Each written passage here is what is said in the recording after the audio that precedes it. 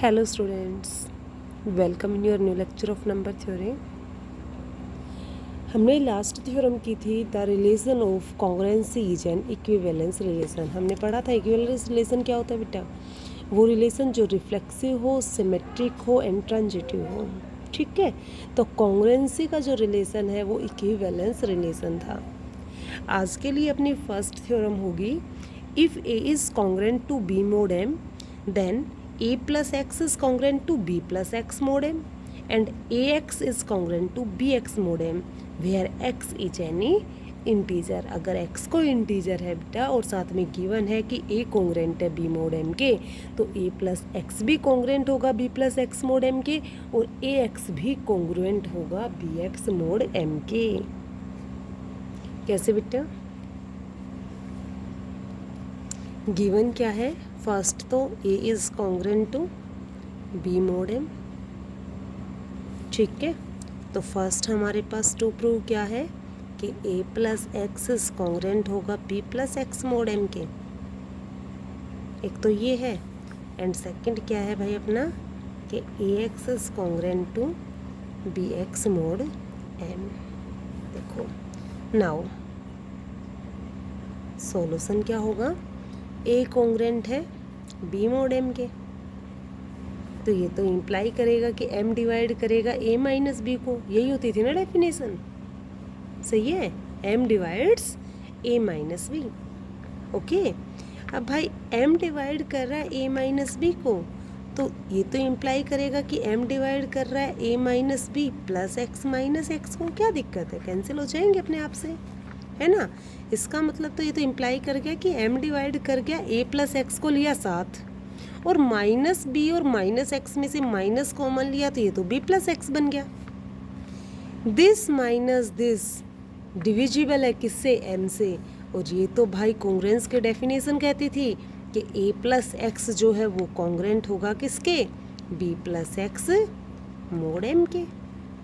सही है ना। ओके, सेम है सेकंड की बात करते हैं। सेकंड क्या कहता है कि a कॉन्ग्रुएंट है b मोड m के, इसका मतलब तो m डिवाइड करेगा a माइनस b को, और जब m डिवाइड कर रहा है a माइनस b को तो m also divides a minus b into x करेगा ना, उसके किसी भी मल्टीपल को भी डिवाइड करेगा। तो दिस इम्प्लाइज m तो डिवाइड कर गया a x minus b x को। यहाँ से तो कॉन्ग्रुएंसी की डेफिनेशन क्या कहती है कि ax जो है वो कॉन्ग्रुएंट हो गया किसके, bx मोड m के। ठीक है, यही प्रूव करना था ना, यही थी अपनी लास्ट थ्योरम कि a is congruent to b mod m then a plus X is congruent to b plus X mod m। दूसरा ax is congruent to bx mod m where x कौन है भाई, कोई भी इंटीजर। तो आज के लिए नेक्स्ट थ्योरम आपकी होगी, if a is congruent to b mod m and c is congruent to d mod m then a minus c congruent to b minus d mod m, a plus c is congruent to b plus d mod m and third होगा a c is congruent to b d mod m। मतलब first अपने पास क्या given है कि a is congruent to b mod m, second कौन सा चीज़ given है बेटा कि c is congruent to d mod m। Okay, अब a कॉन्ग्रुएंट है b मोड m के, इसका मतलब m डिवाइड कर रहा है a माइनस b को। c कॉन्ग्रुएंट है d मोड m के, इसका मतलब m डिवाइड कर रहा है c माइनस d को, है ना। और भाई अब अपने पास क्या आ गया, क्या हो गया गिवन नेक्स्ट थ्योरम में जो भी है, a is congruent to b mod m का मतलब आपने बताया कि m डिवाइड कर रहा है a माइनस b। इसका मतलब तो डिविजिबिलिटी की डेफिनेशन क्या कहेगी कि a माइनस बी जो है वो इज इक्वल होगा m इंटू सम इंटीजर, और उसको हमने k1 नेम दिया where k1 belongs in integer, ये आप लिख दोगे। ठीक है, सेम एज क्या बोला कि c माइनस डी भी m से डिविजिबल है, m divides c minus D, so c minus D is equal भी होगा m इंटू सम इंटीजर, और वो इंटीजर ले लिया k2। ठीक है, तो फर्स्ट क्या कहता है कि a minus C is congruent to b minus D mod m, ये चाहिए हमें। तो मेरे पास a माइनस बी यहाँ पे है, यहाँ पे c माइनस डी है, दोनों को अगर मैं सब्ट्रैक्ट करूँगी तो मेरे पास a minus B minus c minus D आ गया ना, इज इक्वल किसके आ गया, यहाँ से m k1 minus m k2। इन दोनों में से m कॉमन आ रहा है, कौन बच गया, k1 माइनस k2। k1 भी इंटीजर, k2 भी इंटीजर, दोनों का डिफरेंस 100% इंटीजर है ना, तो m इंटू एन इंटीजर आ गया। ठीक है भाई, तो a minus B minus C minus D equal आ गया m इंटू सम इंटीजर।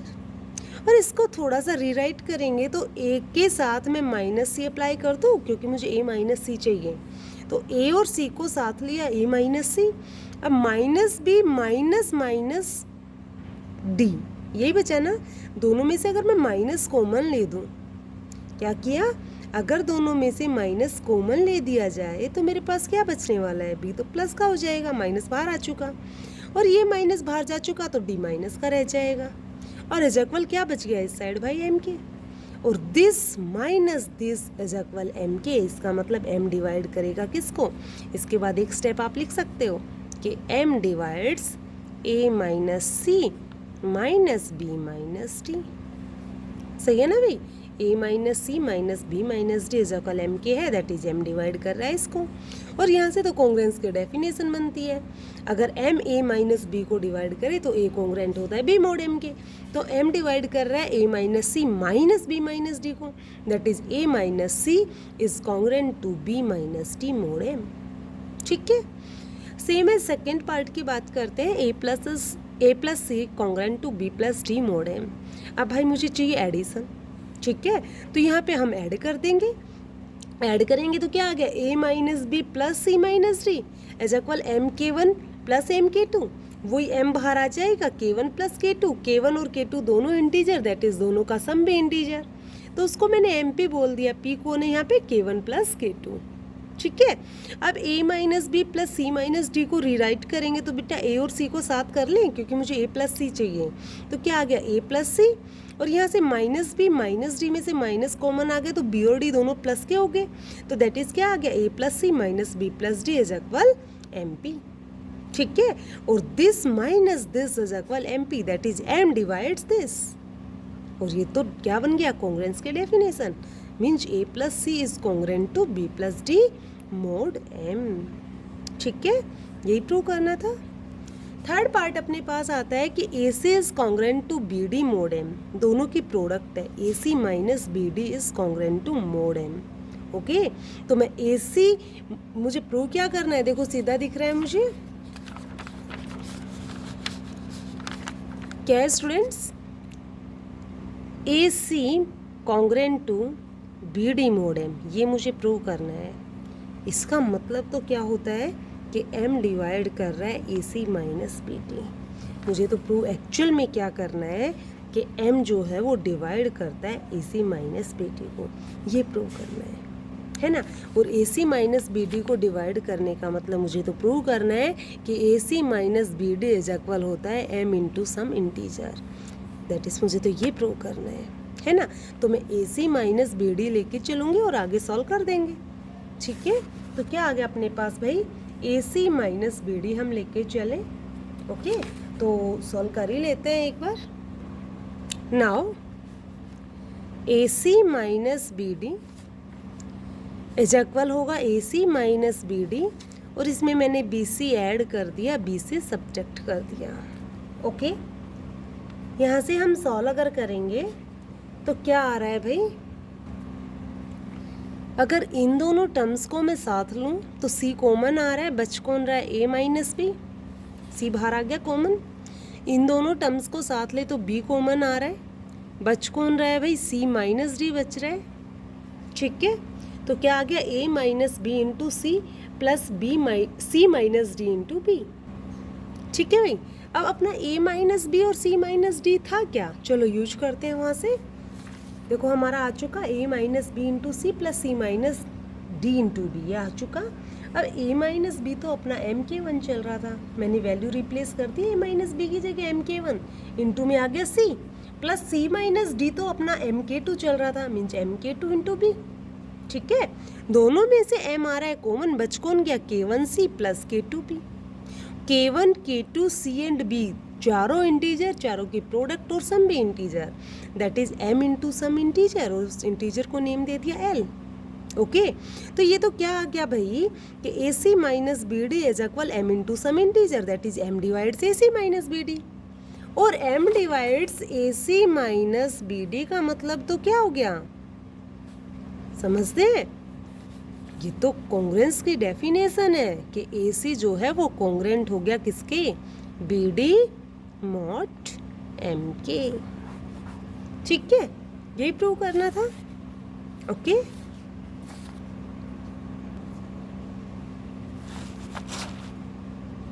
आज की नेक्स्ट थ्योरम आपकी, if C A congruent to C B mod M and G C D of C M. भाई स्मॉल ब्रैकेट का मतलब अपने यहाँ पे होगा G C D, capital bracket जहाँ होगी उसका मतलब होगा एल सी एम। तो यहाँ पे स्मॉल ब्रैकेट है, that is G C D of C and M is equal 1, then A is congruent to B mod M. कहता है कि सी ए और C B, C A congruent है सी बी मोड एम के, और सी और एम का जी सी डी 1 है तो ए कॉन्ग्रेंट होगा बी मोड एम के। कैसे होगा बेटा, वाई यहाँ से क्या है, सी ए कॉन्ग्रेंट है सी बी मोड एम के, इसका मतलब तो क्या हो गया, कॉन्ग्रेंस की डेफिनेशन क्या कहेगी कि एम डिवाइड करेगा सी ए माइनस सी बी को। सी ए माइनस सी बी में से सी आ गया कॉमन, कौन बच गया, ए माइनस बी। ठीक है, अब एम और सी का जी सी डी तो 1 गिवन है, इसका मतलब एम और सी में तो कुछ कॉमन है नहीं, जबकि एम डिवाइड कर रहा है पूरे को, सी और ए माइनस बी को, प्रोडक्ट को, तो एम सी को तो डिवाइड कर नहीं सकता, दैट इज एम किसको डिवाइड करेगा, ए माइनस बी को, है ना। ये तो अपने पास गॉस थ्योरम भी आई थी। तो क्या आ गया, since G C D of C M is equal 1 so M divides A minus B, और एम ए माइनस बी को डिवाइड कर रहा है, ये तो भाई अपने पास कॉन्ग्रेंस की डेफिनेशन बन रही है, that is A is congruent to B mod M. यही तो प्रूव करना था हमें। ओके नेक्स्ट थ्योरम है भाई कि if C A is congruent to C B mod M and G C D of C and M is equal D. C A congruent है C B mod M के, सी और M का जी C D D है, ठीक है, and साथ में given है कि m इज इक्वल है d into M one. m की वैल्यू कौन है, d इंटू एम वन। देखो एक्चुअल में d कौन है, कॉमन डिवाइजर है, दैट इज m क्या होगा, d का मल्टीपल होगा, है ना। तो m इज इक्वल होगा d इंटू एम वन, तो एम वन कौन बन गया, कोई भी इंटीजर। तो कहता है कि then a is congruent to b mod M one. A जो है वो कॉन्ग्रेंट होगा बी किसके रिस्पेक्ट में, मोड एम वन के, एम के नहीं बेटा, एम वन के। एम वन कौन है, जब M is equal D M one लिखा गया था, ये एम वन है। Okay also prove the converse, इसका कन्वर्स भी प्रूव कीजिए। चलो देखते हैं क्या है। फर्स्ट अपने पास गिवन है कि C is congruent to C B mod M, दूसरा अपने पास गिवन है कि G C D of C M is equal D. अब जब C और M का जीसीडी D है, इसका मतलब D जो है वो C और M दोनों का कॉमन डिवाइजर है, और डिवाइजर होने का मतलब क्या हो गया भाई, D जो है वो C का डिवाइजर है, मतलब D डिवाइड कर रहा है C को, है ना, एंड ऑल्सो D डिवाइड करेगा M को। इसका मतलब तो क्या हो गया भाई, डिविजिबिलिटी की डेफिनेशन क्या कहती थी कि there exist any integer such that C is equal D into some integer. उसको हम के नेम दे सकते हैं, बट यहाँ पे भाई हम C1 नेम दे लेते हैं क्योंकि अपने मैथ्स में लिखा हुआ है ना, इसलिए। ओ सॉरी, क्या बोला कि D क्या था, जीसीडी था C और M का, तो दैट इज D C को भी डिवाइड कर रहा है, D M को भी डिवाइड कर रहा है। डिविजिबिलिटी की डेफिनेशन क्या कहती है कि C जो है इज इक्वल होगा D इंटू सम इंटीजर, ठीक है, वो इंटीजर नेम दे दिया C1। सिमिलरली डी एम को डिवाइड कर रहा है, इसका मतलब भाई m जो है वो इज इक्वल होगा d into some integer m1, वो जो कि गिवन भी है, ऐसा तो लिखा हुआ भी है, गिवन भी है। ओके ये लिखा हुआ कि m इज इक्वल है d इंटू m1, ठीक है। ओके यहाँ तक का काम हो गया। अब फिर कहता है क्या कि जब जीसीडी बाहर निकलता है ना, तो बाकी जो बचता है, जैसे इसमें क्या था, C is equal D C one है, M is equal D M one है, तो D और D को हटा दिया जाए तो C1 और M1 में कुछ कॉमन नहीं बचता, दैट इज 1 कॉमन बचता है। मतलब दोनों का C1 और M1 दोनों का जीसीडी क्या बचता है भाई, 1 बचता है। ये भी थ्योरम हमने की थी, ठीक है। तो यहाँ पे C1 और M1 दोनों का जीसीडी कितना हो गया, 1 हो गया। अब नाउ क्या गिवन है कि C is congruent to C B mod M, congruence की डेफिनेशन क्या कहती है कि m डिवाइड करेगा सी ए माइनस सी बी को, दोनों में से c कॉमन आ गया, दैट इज m डिवाइड कर गया c इंटू ए माइनस बी को।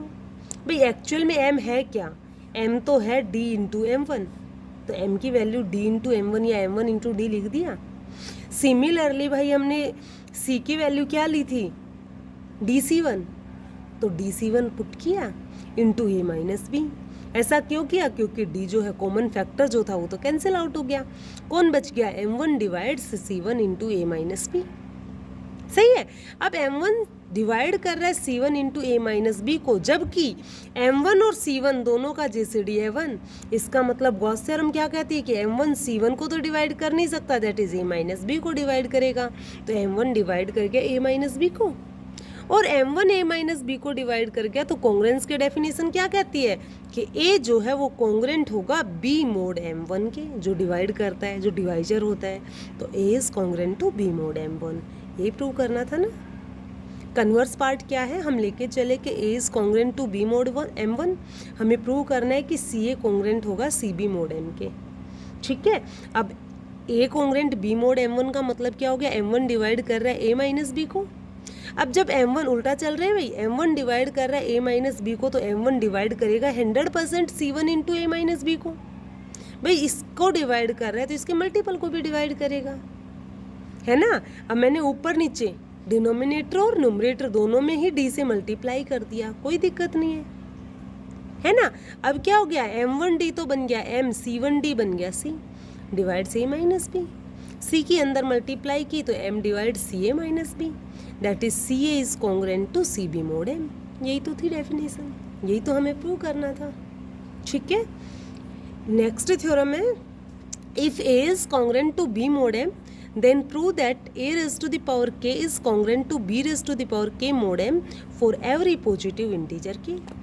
कहता है कि a अगर कॉन्ग्रुएंट है b मोड m के, तो उसकी हर एक power that is a raised to the power k also congruent to b raised to the power k mod m।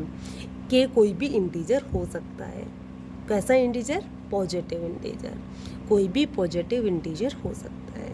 ठीक है, प्रूव करते हैं, कोई दिक्कत नहीं है। फर्स्ट अपने पास गिवन जो है वो क्या है, मेन तो गिवन पे ध्यान देना है कि a is congruent to b mod m। इसका मतलब क्या हो गया कि m डिवाइड करेगा a माइनस b को, यही होगा ना, m divides a minus b। और m डिवाइड करता है a माइनस b को, तो मैं बार बार बोलती हूँ, इसका मतलब तो क्या होगा, इसका मतलब तो a minus B is equal होगा m इंटू सम इंटीजर। यही होता है डिविजिबिलिटी की डेफिनेशन। तो वो इंटीजर हमने k लिखा था, इन्होंने लिख दिया t, means a minus B is equal हो गया m इंटू टी। ठीक है। मुझे प्रूव करना क्या है, टू प्रूव क्या है भाई, अपना ध्यान देना है। टू प्रूव है हमारा कि a raise to the power k is congruent to b raise to the power k mod m। इसका मतलब मुझे प्रूव करना है that is m divides a raise to the power k minus b raise to the power k। मुझे ये चाहिए, है ना। तो ये चाहने के लिए बेटा मैं इस चीज़ को लेके चल पड़ी कि a raise to the power k minus b raise to the power k। ये क्या होगा भाई, इसका एक्सपेंशन, इसका फॉर्मूला आपको याद होगा ना, क्या होता था, a माइनस बी इंटू क्या आता था, किसी को याद नहीं, a की पावर एक कम हो जाती थी into b raise to the power 0 plus a raise to the power फिर से एक कम, b की पावर एक इंक्रीज होती थी, प्लस एस ऑन a की पावर, यहाँ से सॉरी k माइनस 3 लिखूँगी तो ये b स्क्वायर बन जाएगा, और प्लस एस ऑन अगर मैं लिखूँगी तो a raise to the power 0 बन जाएगा इन लास्ट, एंड b की पावर बन जाएगी k माइनस 1। ठीक है, ये फॉर्मूला होता था अपना, इसका हम यूज करेंगे। तो क्या आ गया, a raise to the power k minus b raise to the power k is equal this, formula था अपने पास। अब a माइनस b की वैल्यू तो mt है, उसकी जगह मैंने mt रिप्लेस कर दिया। अब देखो a कौन है, इंटीजर, और इंटीजर की इंटीग्रल पावर ऑलवेज इंटीग्रल होता है, इंटीजर होता है ना। ओके, तो ये इंटीजर इंटू t भी integer, that is m into any integer, मतलब ये तो m डिवाइड करके इसको, m डिवाइड से raise to the power k minus b raise to the power k, और डिविजिबिलिटी आते ही, डिवाइड्स आते ही, फिर भाई हम तो सीधी कॉन्ग्रुएंस की डेफिनेशन अप्लाई करते हैं। तो कॉन्ग्रुएंस क्या कहता है कि a raise to the power k is congruent to b raise to the power k mod m। ठीक है, ये थी अपनी नेक्स्ट थ्योरम। इसके बाद एक और बचती है अपनी 9th सिंपल सी थ्योरम में, देख लेते हैं। Let f x is equal this is the polynomial okay of n degree, denotes a polynomial with integral coefficients. फिर कहता है कि if a is congruent to b mod m then f of a is also congruent to f of b mod m। ठीक है, f of x अपना ये given है, जबकि कोफिशिएंट इंटीग्रल है, गिवन है इंटीग्रल कोफिशिएंट है। ठीक है, f ऑफ x गिवन है तो f ऑफ a और f ऑफ b मैं फाइंड कर सकती हूँ, बिकॉज मुझे f of a is congruent to f of b mod m दिखाना है। तो फर्स्ट मैं f ऑफ a फाइंड करूँगी, second f of b find करेंगे। मीन्स x की जगह a रिप्लेस किया, f ऑफ a आ गया, x की जगह b रिप्लेस करेंगे, f ऑफ b आ जाएगा। ठीक है, लास्ट थ्योरम से हमने पढ़ा था भाई कि since it is given that, लिखा हुआ है कि a is congruent to b mod m, तो लास्ट थ्योरम ने क्या कहा था कि इसकी integral power means a raise to the power k is also congruent to b raise to the power k mod m। आया था ना अपना, k कोई भी पॉजिटिव इंटीजर हो सकता था, ऐसा किया था हमने। ओके, फिर क्या कहा कि ये हो गया, मुझे चाहिए क्या, एक्चुअल में मुझे चाहिए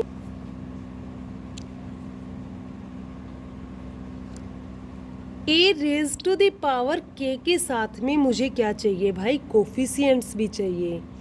ठीक है, हमें इंटीग्रल कोफिशिएंट्स भी चाहिए, है ना। तो यहाँ से अपना क्या आया था कि a raise to the power k is congruent to b raise to the power k mod m। तो इससे पीछे वाली थ्योरम ने क्या, जो ये वाली थ्योरम जो हमने यूज की थी, इससे पीछे वाली थ्योरम ने क्या बोला था, पीछे वाली भी नहीं, आज की फर्स्ट थ्योरम थी, उसी ने बोला था कि अगर a कॉन्ग्रेंट है b mod m के तो ax भी कॉन्ग्रेंट होगा bx mod m के, अगर x कोई इंटीजर है तो सेम एज तो है यहाँ पे, ये चीज़ तो कॉन्ग्रेंट है अपना। तो इसको अगर x के बजाय सी के से हम मल्टीप्लाई कर दिया जाए, सी के भी तो कौन होगा, कोई इंटीजर होगा, सी के a raise to the power k is congruent to C के b raise to the power k mod m। ठीक है, ये वाली थ्योरम कह रही है कि इंटीजर से अगर मल्टीप्लाई कर दिया जाए तो भी वो कॉन्ग्रेंट होता है, तो ये भी कॉन्ग्रेंट होगा।